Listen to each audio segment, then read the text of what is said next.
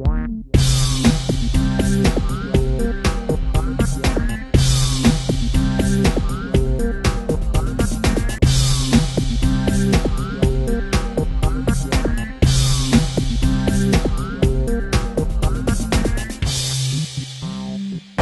name is Will Wheaton. I am at the 2008 Penny Arcade Expo, PAX in the common vernacular, and I'm here to tell you why PAX rules.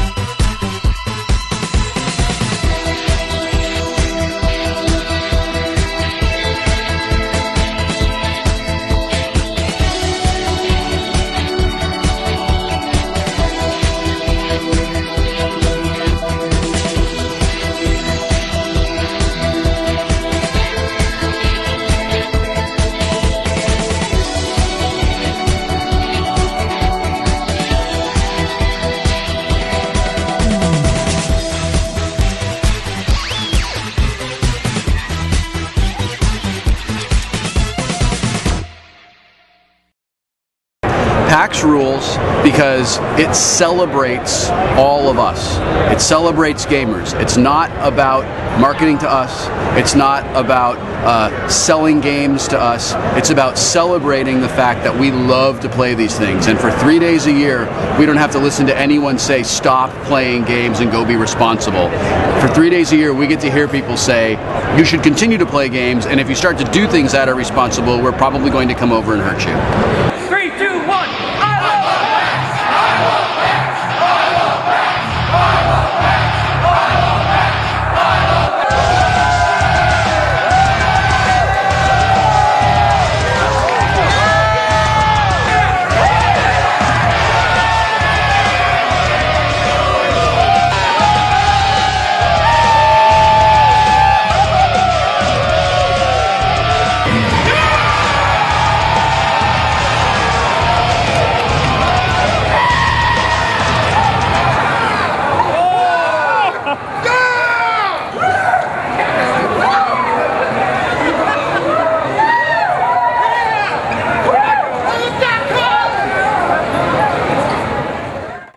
We're on the showroom floor of PAX with Kyle, one of the managing producers of Little Big Planet.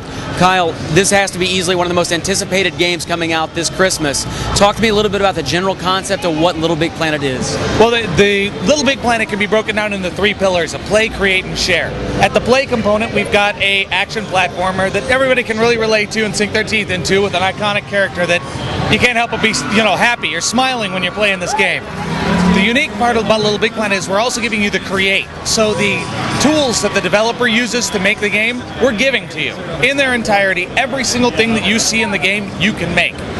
Then we're going to allow you to share it online so that you can play our levels, get some inspiration, make your own, and then go online and share them with the world. And then they play yours, get inspiration, create, share, and we just get this whole snowball rolling. And really looking forward to seeing what the community does. I have to say, this is one of the strongest games coming out for PSN, especially as far as downloadable content. How much are you guys expecting to be on there by Christmas Day?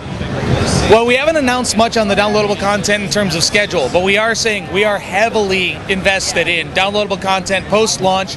We're going to be getting you guys stuff as often as possible and for as long as possible. Our plans go out 6+ months post-launch, but we want to get the disc in your hand first before we start talking about what we're going to give you afterwards. Sure. Now, I can put anything in these levels. I got to see the E3 video, and who was it? The PlayStation representative made like a PowerPoint with this. So I can really do anything with my levels. Absolutely. At our sales meeting 2 weeks ago, the marketing manager, Mark Valador, made his entire PowerPoint to show the sales force in Little Big Planet. Do you think that's something that's going to happen more? Do you think we'll see this not just as a game, but as something that marketing people are using in the gaming community? It is a phenomenal communications tool, and again, Sackboy makes you happy. You know, I at the E3 thing, I've never been happier watching financials roll by. I mean, come on, folks, those are pretty dry stuff. Sure. But no, it's so accessible and it's so creative, and it really unlocks anybody's ideas right on screen. All right, man. As all the large conventions, E3, Comic-Con that you guys are going to, PAX is a smaller convention than any of those things. Why PAX? Why are you here? Well, when it comes down to it, PAX is for gamers. I mean, hands down, not that E3 isn't for gamers, but PAX is really what I think the spirit of a gaming convention is. I love Gabe and Tycho. The guys rock. We just really want to be here and be with our people, so to speak. I mean, I'm a diehard gamer. I've been gaming since, you know, the Commodore 64 and Atari 2600 days. I've been making video games since before the PS1. So, That's awesome. And that's where all the new great games are coming from, old school gamers. yes, that's what I mean. This is beyond a hobby now. It's a lifestyle, and honestly, games have become a little bit more than just an idle diversion. So.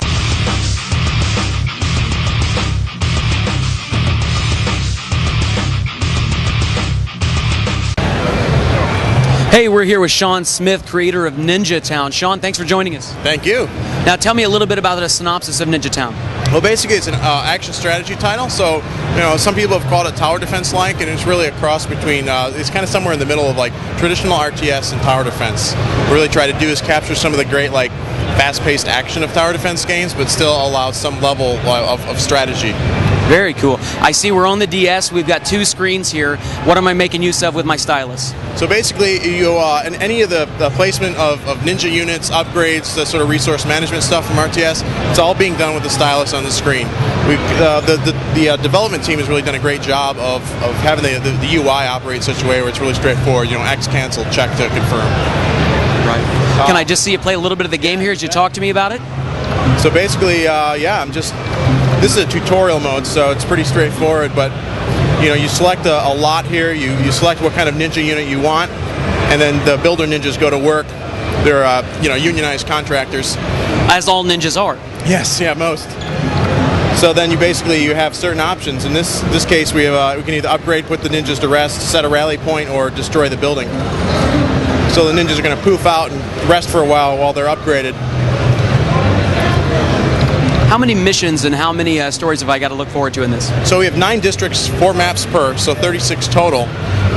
So it really takes you all through Ninja Town. The environments change quite a bit. Business District, inside Mount Furoshi, inside the Dark Forest. And then in addition, every 4th map is the final wave of every fourth map is a boss level. So those bosses, that's something else that's really kind of a lot different from most RTS-style games or even tower defense games, is the idea of a boss character that's going to be introducing totally different kinds of attacks and kind of trying to develop new strategies to beat them. Now, as an RTS on the DS, how many units am I going to be able to control at once? Well, you can. I mean, in later levels, especially when it's all said and done, you're going to have access to 9 different units. So you have melee units and then ranged units. So you really could be putting down, depending on what enemies are coming, especially in later levels. You really want to make sure that you're prepared. Say, the frequency of the enemies are going to be increasing, the level of those enemies are going to be increasing, but in addition, you're going to be having enemies that really need a specific ninja type to beat them. So you put them down while you have 4 or 5 other ninja types, but then all of a sudden you got to start selling buildings to build new ones because other enemies are coming that those ninjas won't do well against. And that's really that's ultimately what we're trying to do. I mean, it's a cutesy exterior, but we want to make sure that there's some really solid gameplay here. Sean, this has to be one of the cutest ninja games I've ever seen. This is definitely not Ninja Gaiden. It's not Tenchu either. Right, exactly.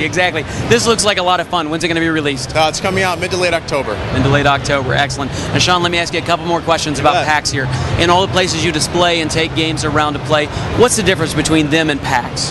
Well, I mean, it's like what makes something like, say, a Comic-Con great is that it's perfect. It's a comic convention. It's that culture. All the people there for that reason. Like, this is for gaming. That's the same thing here. It's like you come here like midnight or 1 in the morning, and there's people like excited. They're playing games. It's like a biodome. It's like this culture like it's perfect for the people who love gaming. And I think that's what's exciting about a show like this is you don't really have the industry BS. You just have like straight up enthusiasts doing what they love.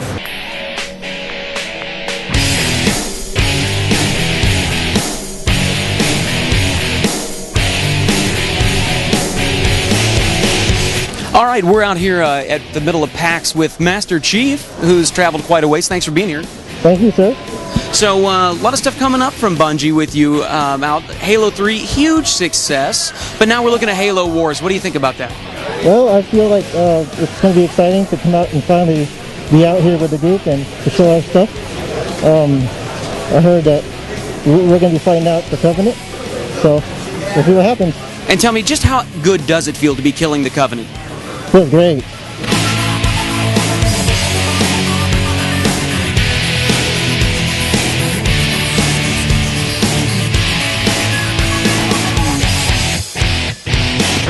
Here with MNC Dover, returning from the Omegathon last year, did really well this year. Now we're on the exhibition floor. Man, what do you think of the floor this year? I love it. I love the fact that StarCraft's here. This is the best thing ever. How's the exhibition hall holding up from last year? Is it bigger, better? What do you think? It's a lot. It's not as crowded, even though Left 4 Dead and things like that are here. Oh shit! But outside of that, no, it's been really cool. I do like this. It's a lot. Even though it's crowded now, it was a little bit worse last year. What's the best thing you got to play this year? Oh, definitely StarCraft. But Left 4 Dead looks like it's going to be awesome. That's going to do massive sales this year. Awesome, man. Tell me one more thing. What does PAX mean to you and to all those fans that couldn't be this year, thinking about coming next year? What do you have to say to them? You got to make the trip. I mean, it's so worth it. I mean, you could go and any game that you love will be here, and somebody will be playing it and getting their ass kicked, apparently. Oh, crap. So I'm dead.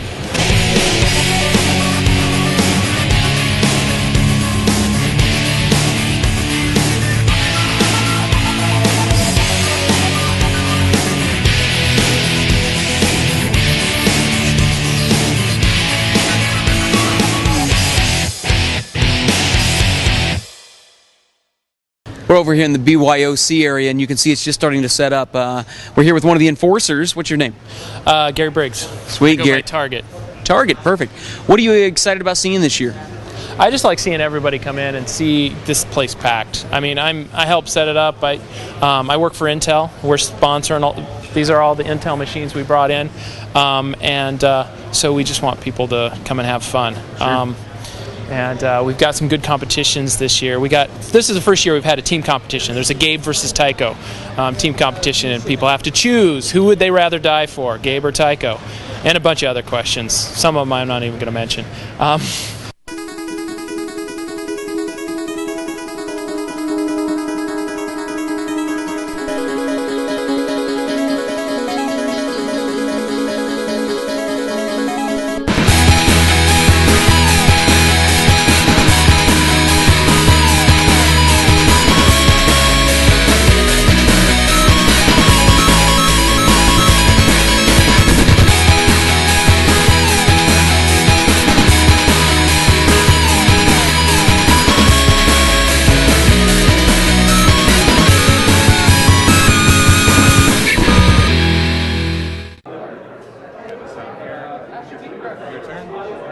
What we have here is a Magic Seal Deck tournament where everybody here has gotten 5 booster packs, 5 unopened packs of 15 Magic cards.